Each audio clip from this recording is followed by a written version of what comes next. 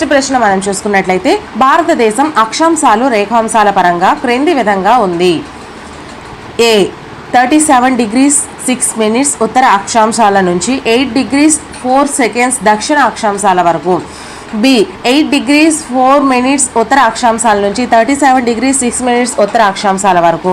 C 68 degrees 7 minutes తూర్పు రేఖాంశాల నుండి 97 degrees 25 minutes తూర్పు రేఖాంశాల వరకు. డి 97 degrees 25 minutes తూర్పు రేఖాంశాల నుంచి 68 degrees 7 minutes పశ్చిమ రేఖాంశాల వరకు.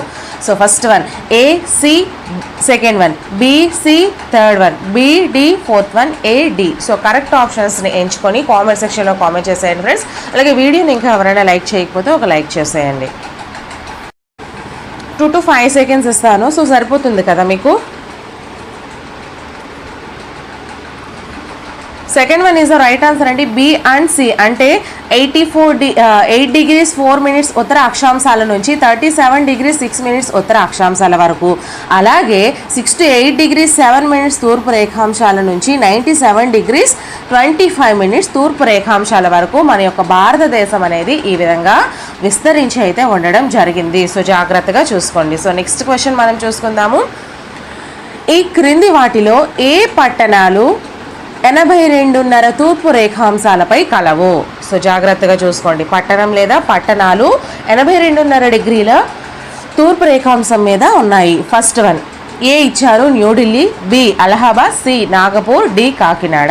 మనకి ఆప్షన్స్ చూసుకుంటే first one A and B, second one B and C, third one B and D, fourth one A and C. So correct ఆన్సర్ని కామెంట్ చేసేయండి ఫ్రెండ్స్.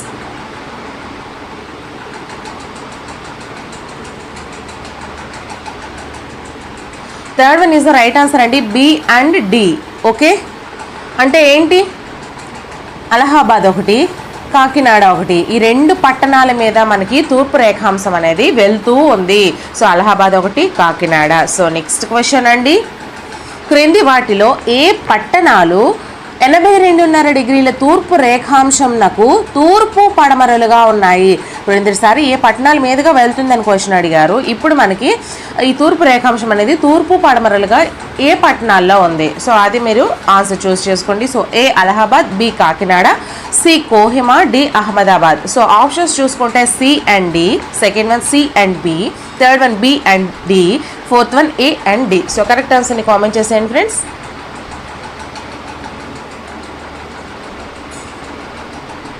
సో టోటల్ సబ్జెక్ట్కి సంబంధించి గ్రాండ్ టెస్టులు చొప్పున మీరు కండక్ట్ చేయమంటే మాత్రం కండక్ట్ చేస్తాను.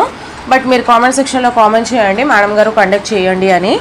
So first one is the right answer అండి. సి అండ్ డి అంటే కోహిమా, అహ్మదాబాద్. ఈ రెండు కూడా మనకి 82.5 డిగ్రీల తూర్పు రేఖాంశానికి తూర్పు పడమరలుగా ఉన్నాయి. సో నెక్స్ట్ క్వశ్చన్ అండి.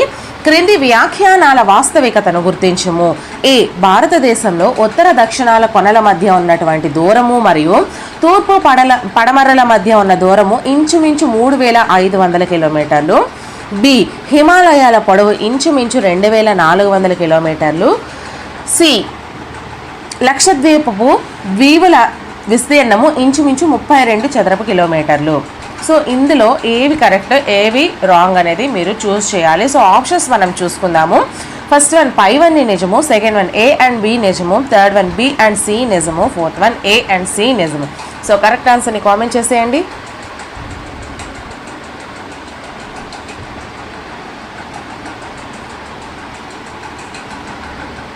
Third one is the right answer అండి. బి అండ్ సి నిజం అంటే హిమాలయాల పొడవు ఇంచుమించు 2,400 కిలోమీటర్లండి. సారీ. నెక్స్ట్ లక్షద్వీప దీవుల విస్తీర్ణము ఇంచుమించు 32 చదరపు కిలోమీటర్లు. సో ఈ రెండు కూడా మనకి కరెక్ట్ అండి. సో ఇలాంటివి మీరు జాగ్రత్తగా గుర్తుపెట్టుకుంటేనే మీకు ఆన్సర్స్ అనేవి ఈజీగా అక్కడ మెయిన్ దాంట్లో చేసుకోవచ్చు. సో నెక్స్ట్ క్వశ్చన్ అండి. ఈ క్రింది వ్యాఖ్యానాలను పరిశీలించి వాటిలో సరైన వ్యాఖ్యానాన్ని గుర్తించుము. ఏ ఆరావళి పర్వతాల పవనాభిముఖ ప్రాంతంలో థార్ ఎడారి ఉంది. బి రాజస్థాన్లో అధిక భాగం థార్ ఎడారి విస్తరించి ఉంది. సి ఈ ప్రాంతంలో ప్రవహించే ప్రముఖ నది లూనీ నది. సో ఇందులో మనకి కరెక్ట్ ఏది అనేది అడిగారు. సో ఫస్ట్ వన్ ఆప్షన్స్ చూసుకుంటే ఏ మాత్రమే నిజము, సెకండ్ వన్ బి సి మాత్రమే నిజము, థర్డ్ వన్ సి మాత్రమే నిజము, fourth one A and B మాత్రమే నిజము. సో కరెక్ట్ ఆన్సర్ని కామెంట్ చేసేయండి అమ్మా.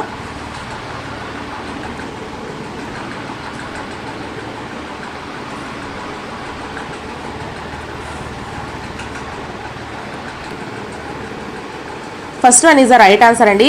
ఏ మాత్రమే నిజము. ఆరావళి పర్వతాల పవనాభిముఖ ప్రాంతంలో థార్ ఎడారి అనేది ఉంది. నెక్స్ట్ క్వశ్చన్, క్రింది వాటిలో సరిగ్గా జతపరిచిన దాన్ని గుర్తించుము. జాబితా ఏ, జాబితా బి. మనం ఏలో చూసుకుంటే ఏ కొంకణ్ తీరము, బి కెనరా తీరము, సి మలబార్ తీరము, డి ఉత్కల్ తీరము. ఇక్కడ జాబితా బిలో చూసుకుంటే first one Odisha, second one Maharashtra, third one Karnataka, fourth one Kerala. So మనం ఆప్షన్స్ చూసుకుంటే first one 2 1 3 4, second one 2 3 4 1, third one 4 2 1 3, fourth one 3 4 2 1. So correct ఆన్సర్ని కామెంట్ చేసేయండి ఫ్రెండ్స్.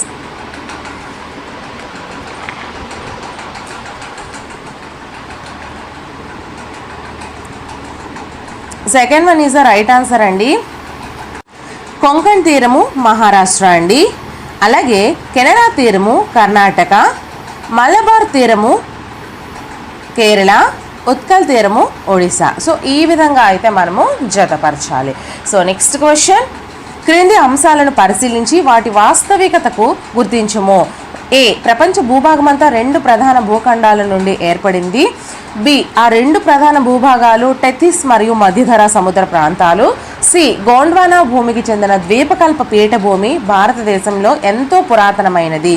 సో ఇందులో ఏది నిజము? ఫస్ట్ వన్ ఏ నిజము, బి అండ్ సి తప్పు. సెకండ్ వన్ బి నిజము, ఏ అండ్ సి తప్పు. థర్డ్ వన్ బి తప్పు, ఏ అండ్ సి నిజము. ఫోర్త్ వన్ ఏ తప్పు, బి అండ్ సి నిజము. సో కరెక్ట్ ఆన్సర్ని కామెంట్ చేసేయండి.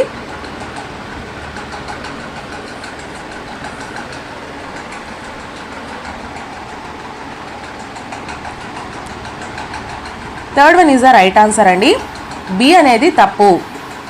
2 ప్రధాన భూభాగాలు టెథిస్ మరియు మధ్యధరా సముద్ర ప్రాంతాలు అనేవి తప్పు. కానీ ఇక్కడ ఏదేది నిజము? ఏ అండ్ సి నిజం అన్నారు. ప్రపంచ భూభాగం అంతా 2 ప్రధాన భూఖండాల నుండే ఏర్పడింది. అలాగే నెక్స్ట్ గోండ్వానా భూమికి చెందిన ద్వీపకల్ప పీఠభూమి అనేది చాలా పురాతనమైంది. సో ఈ 2 కూడా మనకి కరెక్ట్ అయినవి. సో నెక్స్ట్ క్వశ్చన్, క్రింది వాణిలో సరిగ్గా జత చేసిన దాన్ని గుర్తించము. ఇక్కడ జాబితా ఏ, జాబితా బి ఇచ్చారు. జాబితా ఏలో మనం చూసుకుంటే ఏ తూర్పు భారతదేశము, బి పశ్చిమ భారతదేశము, సి మధ్య భారతదేశము, డి ఉత్తర భారతదేశము. జాబితా బిలో చూసుకుంటే Haryana, second one Chhattisgarh, third one Maharashtra, fourth one Jharkhand. So మనం ఆప్షన్స్ చూసుకుంటే first one 3 2 4 1, second one 4 3 2 1, third one 2 4 1 3, fourth one 4 2 3 1. So correct ఆన్సర్ని కామెంట్ చేసేయండి.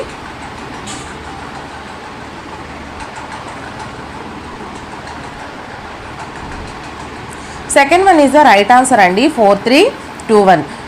తూర్పు భారతదేశం అనేది జార్ఖండ్లో, నెక్స్ట్ పశ్చిమ భారతదేశం అనేది మహారాష్ట్ర, అలాగే మధ్య భారతదేశం అనేది ఛత్తీస్గఢ్, నెక్స్ట్ ఉత్తర భారతదేశం అనేది హర్యానా. సో ఈ విధంగా అయితే మనకి ఉండడం జరిగింది. సో నెక్స్ట్ క్వశ్చన్, క్రింది వాటిలో సరిగ్గా జత పడని దాన్ని గుర్తించుము. ఫస్ట్ వన్ హిమాద్రి సగటు ఎత్తు 6100 కిలోమీటర్లు.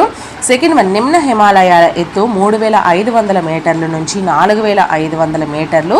థర్డ్ వన్ శివాలిక్ శ్రేణి ఎత్తు 900 మీటర్ల నుంచి 1100 మీటర్లు.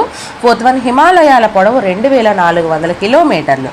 సో ఏదైతే రాంగ్ ఇచ్చాడో సో దాన్ని ఎంచమన్నారు. సో కరెక్ట్ ఆన్సర్ని కామెంట్ చేసేయండి ఫ్రెండ్స్.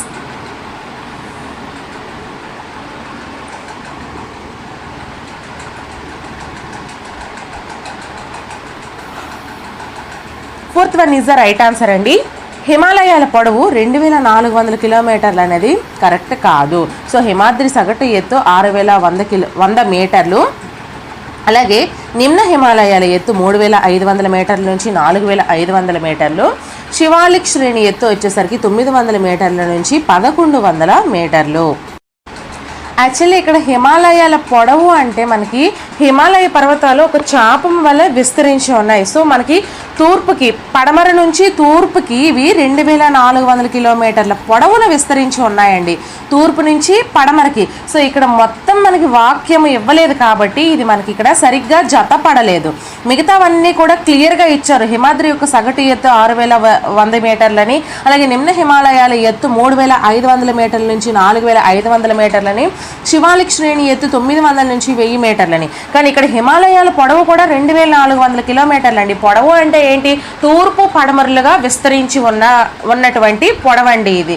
సో ఇది మనకి హిమాలయాలు అనేవి పర్వతాలు ఒక చాపం వలె తూర్పు పడమరలుగా 2400 కిలోమీటర్ల పొడవున విస్తరించి ఉంటాయి. సో అది మనకి కరెక్ట్ అవుతుంది. బట్ ఇక్కడ మనకి క్లియర్గా ఇవ్వలేదు కాబట్టి ఇది మనకి సరిగా జతపడలేదని అర్థము.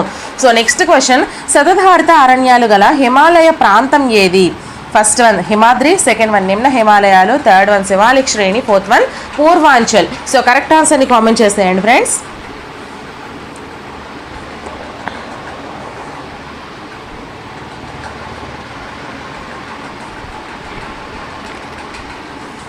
Second one is the right answer అండి. సతతహరిత అరణ్యాలు గల హిమాలయ ప్రాంతం నిమ్న హిమాలయాలు.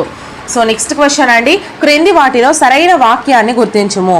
ఏ, భూమిపైన అన్ని భాగాలు ఒకే పరిమాణంలో సౌరశక్తిని పొందుతాయి. బి, ధృవాల కన్నా భూమధ్య రేఖా ప్రాంతాలకు అధిక సౌరశక్తి లభిస్తుంది. సి, ఒక ప్రదేశం యొక్క శీతోష్ణ స్థితి ఆ ప్రదేశం యొక్క ఎత్తు ప్రభావితం చేస్తుంది. మనం ఆప్షన్స్ చూసుకుంటే ఫస్ట్ వన్ ఏ మాత్రమే సరైనది, second one B and C మాత్రమే సరైనవి, third one A and C మాత్రమే సరైనది, fourth one A and B and C సరైనది. సో కరెక్ట్ ఆన్సర్ని కామెంట్ చేసేయండి ఫ్రెండ్స్.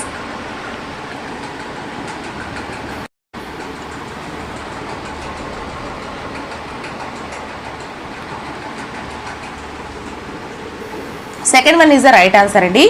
బి అండ్ సి మాత్రమే సరైనది. ఏంటి? ధృవాల కన్నా భూమధ్య రేఖా ప్రాంతాలకు అధిక సౌరశక్తి లభిస్తుంది. అంతే కదండి, ధృవాలలో మనకి మంచు చల్లగా ఉంటుంది, కానీ భూమధ్య రేఖ ప్రాంతం వచ్చేసరికి ఎండ వేడి సూర్యకిరణాలు నెట్ట నిలువుగా భూమధ్య రేఖ మీద పడతాయి. కాబట్టి మనకి ధృవాల కన్నా భూమధ్య రేఖా ప్రాంతాలకు అధిక సౌరశక్తి అనేది లభిస్తుంది. సో నెక్స్ట్ మనకి సి కూడా ఒక ప్రదేశం యొక్క శీతోష్ణ స్థితిని ఆ ప్రదేశం యొక్క ఎత్తు ప్రభావితం చేస్తుంది. అంతే కదా, ఒక దగ్గర ఎత్తుగా ఉంటే అక్కడ ఒకలా ఉంటాయి శీతోష్ణ స్థితి ప్రభావాలు, అలాగే లోతుగా ఉన్న ప్రాంతాల్లో ఒక విధంగా ఉంటాయి ఈ శీతోష్ణ స్థితి ప్రభావం. కాబట్టి మనకి ఒక ప్రదేశం యొక్క శీతోష్ణ స్థితి మనకి ఏం తెలియజేస్తుంది అంటే ఆ ప్రదేశం యొక్క ఎత్తు అనేది దాని మీద చాలా ప్రభావితం అనేది చేస్తుంది. సో నెక్స్ట్ ఇక్కడ మనకి ఏ అనేది ఎందుకు తప్పు అంటే భూమిపైన అన్ని భాగాలు ఒకే పరిమాణంలో సౌరశక్తిని పొందుతాయి. అది కరెక్టా? కాదు కదా.